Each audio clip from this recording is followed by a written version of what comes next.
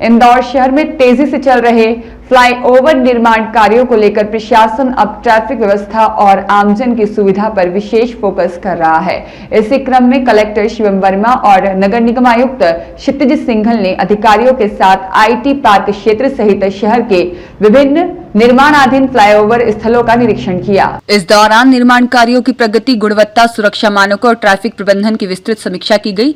निरीक्षण के दौरान कलेक्टर ने अधिकारियों को स्पष्ट निर्देश दिए कि निर्माण कार्यों में किसी प्रकार की अनावश्यक देरी नहीं होनी चाहिए और सभी परियोजनाएं तय समय सीमा के भीतर पूरी की जाएं।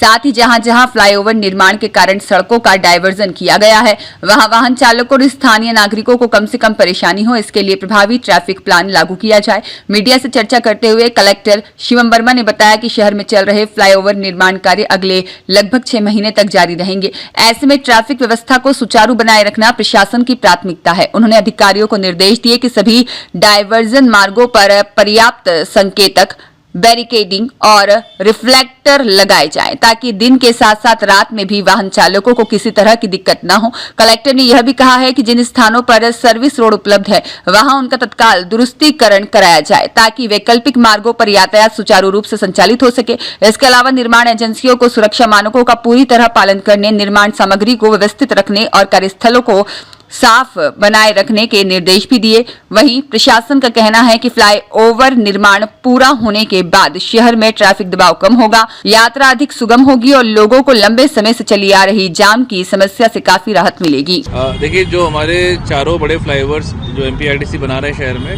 उनका अवलोकन किया जा रहा है और प्रयास इसमें ये, चूंकि इसको बनने में भी समय लगेगा, इनके द्वारा डिले भी किया गया है, जिसपे डिले के लिए पेनल्टी भी जो ठेकेदार उन पर की जा रही है। लेकिन चूंकि ये कार्य चलेगा अगले 6 महीने, तो इस दौरान हमारे जो नागरिक हैं उनको सुविधा कम से कम हो, इसके लिए प्रयास किया जा रहा है। तो जो साइड में हमारी सर्विस लेन है उसको बेहतर कर लिया जाए, कोई पैचवर्क वगैरह रिमेनिंग है उसको पूरा कर लिया जाए, और जो इससे संबंधित जो अन्य विभागों के कार्य हैं, चाहे नगर निगम हो, जिला प्रशासन के आईडीए से संबंधित जो भी कार्य हैं, उनकी बाधाएं दूर हो जाएं। तो इसके लिए पूरा निरीक्षण किया गया है और इनको कार्य जो कंट्रैक्टर कंपनी जो काम कर रही है उनको ताकीद दी गई है कि तेजी से काम करें और सबसे पहले काम ये कर लें कि जो हमारी सर्विस लेन है जहाँ पर पूरा ट्रैफिक डाइवर्ट होना है उसकी मरम्मत करा के उसको ठीक कर लें। जैसा कि हम देख रहे हैं यहाँ पे हम खड़े हैं आईटी पार्क में, तो इनकी सर्विस लेन को हम लोग प्रयास कर रहे हैं कि ये परसों तक चालू हो जाए, जिससे वो पूरा ट्रैफिक इस पर सुगमता से डाइवर्ट करके हम लोग वहाँ काम कर सकें।